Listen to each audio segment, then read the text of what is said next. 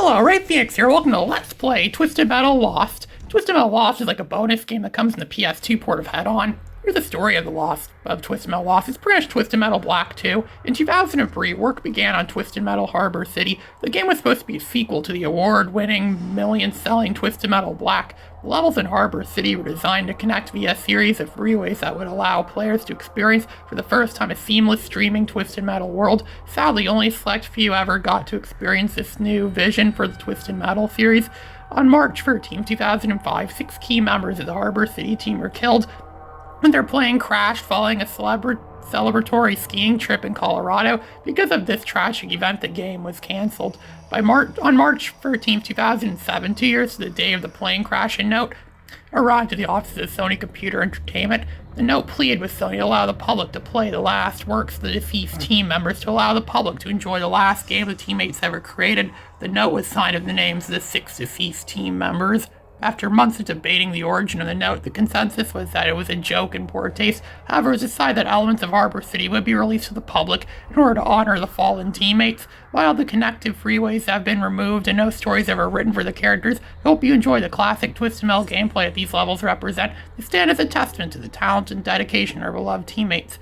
If you would like to see the actual note, send us something. It's just telling us to beat this whole, whatever you call this. It's only pre-battles. It's only levels. It's not really much of a game. I mean, it's not a full game. It's really just an expansion of Twisted Metal Black. It sounds like they're trying to make like a large, like open world connected game, kind of like Grand Theft Auto, which is becoming popular at the time. They tried making that with Twisted Metal, but it didn't seem to, it got canceled. This game pretty much has the entire roster from Twisted Metal Black. This is where you're gonna be Goldtooth. Yeah, or being Sweet Tooth, but painted solid gold, because, well, the specialty car that you unlock when you beat this game on hard mode, which I've done before, but I thought, let's see what Goldtooth is like. Goldtooth is like the specialty car of this game. Almost no one plays as Goldtooth, and I have beat this game on hard mode. As you saw before, this is on hard mode. They pretty much have the same whole roster from Twisted Metal Black here. They're all competing against It's all the same drivers and everything from Twisted Metal Black. This game probably would have had original, unique drivers if it was completed, but as you saw, it wasn't. So they both reused all the same. They even have the same models mostly, and the same everything as Twisted Metal Black, pretty much. Actually, there's a few new contestants in this too that weren't in Twisted Metal Black, but it's mostly the same. Like the car we're driving now, the Sweet Tooth, he's pretty much the same as he was in Twisted Metal Black, but he's painted as gold. He's gold-plated, or whatever you call that. These levels are pretty large, just like the levels in Twisted Metal Black. It's like a large open world game where you can drive around and you can destroy stuff. Pretty much lets you destroy pretty much everything. And then it has the same game engine as Twisted Metal Head-On, which makes sense because it's on the same disc as Twisted Metal Head-On. Twisted Metal Black is the highest rated game in the Twisted Metal series, so it makes sense it would have a sequel, but for some reason this is the best it got for a sequel. So to expand on the story of Twisted Metal Black, continue Twisted Metal Black's continuity pretty much. Pretty much, but it's unknown who the canon winner of Twisted Metal Black is. And if this were to be a continuation, it probably would imply who the real winner of Twisted Metal Black was, but we would never know because the game never had a true, real sequel, so it's still a complete, total mystery as to who the canon winner of Twisted Metal Black would be. This game is in terms of violence and gore and stuff like that, this game is dumbed down from Twisted Metal Black. And that's mostly because I know some people thought that Twisted Metal Black was a bit too edgy or too over the top for them. I'll admit, I don't really like overly dark stuff that much. That's kind of why I like the classic ones a bit more. Sure, they're edgy, but not like overly extreme. But then again, I've seen worse stuff being in law class in high school. Well, I've seen much worse stuff than Twisted Metal Black in high school, and the teacher would have NC-17 rated discussions with the class. But there's none of that stuff like that in this game. This game is still rated T. Well, it's on the Twisted Metal, Twisted Metal Head-On for the PS2, which is rated T. I sometimes wonder if the ESRB ever actually reviewed any of this stuff, because it doesn't. It would make sense they didn't, because there is still some pretty gory stuff. Like, there's this character in this game called Severed Sam. He looks like something out of a horror film, pretty much. And the machine guns are not that powerful in this game. They do, like in Twisted Metal Head-On, the machine guns aren't that powerful, and they do overheat over a short amount of time. And it doesn't take a lot in this game for the machine guns to overheat. Like in real Twisted Metal Black, I've noticed that the machine guns take a long time to overheat. You could really spam people and kill people with machine guns easy in that game. But not in this game. They overheat easy. It's already destroyed a few of the contestants already. You can see there, just like in Twisted Metal Head-On, the remains of the cars just sit there. You can see the remains. But again, just like Twisted Metal Head-On. So there's only one more contestant left, and I think it's really whimsical. This game is a lot more whimsical than Twisted Metal Black. Look what the ricochet bombs are like. They're not even Rico bombs. They're not even like Acme bombs or like spinning like discs or things like that. They were in Twisted Metal Head On. No, they're just beach balls, essentially. Yeah, they really didn't take this game seriously. Beach balls, yeah, they really were kind of like, they're focusing on making something, like giving something a good sense of humor. They tried making this game more comedy or comedic or stuff like that, which a lot of Twisted Metal games do have comedic stuff in it. 989 took the comedic stuff way too seriously, because come on, we know 989 had a sense of humor. They made an old lady drive Hammerhead in that game. They had it as a freaking club kid, some guy, and then there's Twisted Metal 4. They had the frickin' Jones family, and they had like an exterminator from Mouse on. They had parodies of RoboCop and M&M. 989 had a clear sense of humor as to how Twisted Metal should be humor-wise. But these people, well, this game isn't exactly a comedy, but they really did put some, they tried to make it more like like comedic or something. A lot more comedic than Twisted Metal Black, which isn't comedic at all. It's on par with like Silence of the Lambs in terms of like content. But this game, I think they tried to return it serious to its original roots, pretty much. That's what it seems like. They know that Twisted Metal came from not an overly dark background, so they thought, let's just, make it like classic Twisted Metal. This game does play a lot more like classic Twisted Metal than opposed to Twisted Metal Black. And there are some other more arcade-like physics in this game too, where the overly heavy tractor-trailer dark side get thrown around and end up going flying off things. In real life, a tractor-trailer wouldn't go flying that far like that. But in this game, it happens because, well, the people that made this game didn't really care so much for real-life physics. And we're driving a gold ice cream truck that would infuriate way more than the regular ice cream truck, since gold weighs a lot, but it still plays exactly the same despite that. So, physics don't really mean anything this level. So we're in the stadium level. I feel most Twisted Metal games like to have some sort of battle stadium, or like a wide open field type level. That's exactly what this level's trying to be.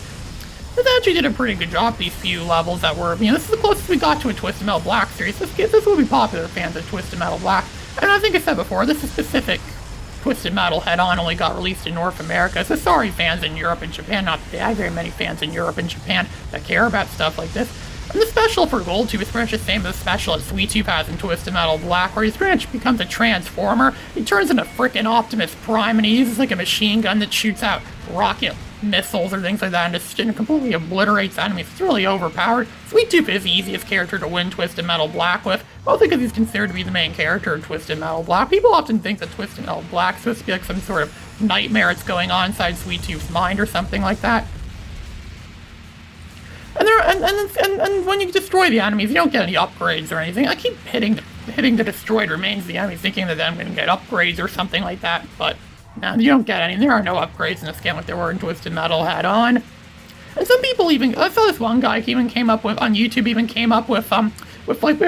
had this, what do you call it, like a Game Shark, I think, not Game Shark, but some sort of, like, action replay thing where he pretty much hacked the game so he could use contestants from this Twisted Metal Lost and Twisted Metal Head On. That sounds pretty cool. It'd be awesome if they actually did that officially in the game. They could actually play as these contestants in Twisted Metal Head On and actually get storylines from them instead of Twisted Metal Head On. They definitely could have done something like that with the technology, but no, they didn't. And this also came out in 2008 for the PS2, which was really the final later years of the PS2, and it was an older system, and it was in its last years. Another YouTuber thought that it might be better if instead of releasing this on the PS2, they could release a Twisted Metal collection. It could have all the PS1 Twisted Metals. It could also have Twisted Metal Head On it as well too. Probably would fit on that disc as well too. And then it could have been released on the PS3. It's 2008, so PS3 was starting to become more of a big system. It was taking over the market in the year of 2008. But no, they still decided to release it just as this on the PS2, which I don't really blame for that. A lot of people still have PS2. I didn't have a PS3 yet in 2008, but I still just had the PS2 back then. I didn't have a PS3 until 2012. There only was one Twisted Metal game on the PS3. I actually have it somewhere, but I never played it before. I heard it wasn't that good. I heard it wasn't that good. It's a game that a lot of people like to forget exists. So you see, I think we just won here. Yep, we won again. We won this level. And so there's only 3 levels this entire tournament, if we can even call this a tournament. Oh no, it's a carnival, yeah, because Twisted Metal games love to put carnivals in them, right? Twisted Metal even was depicted as being a traveling carnival in Twisted Metal 4. See, look at that, it's completely spun in the air, with a complete disregard for how much my ice cream truck weighs. And pretty much all the storylines on these characters, although I think they do have some original or some seemingly original stories, it's only just like expansions that they had before. You know what the characters want. Yellow Jacket is back in this game. He's exactly the same as he was in Twisted Metal Black, only the kid is twice as old now. He's like 16 years old now. But I think he's after the same thing, and somehow his deceased father is actually driving the car. He hasn't rotted away yet for some reason.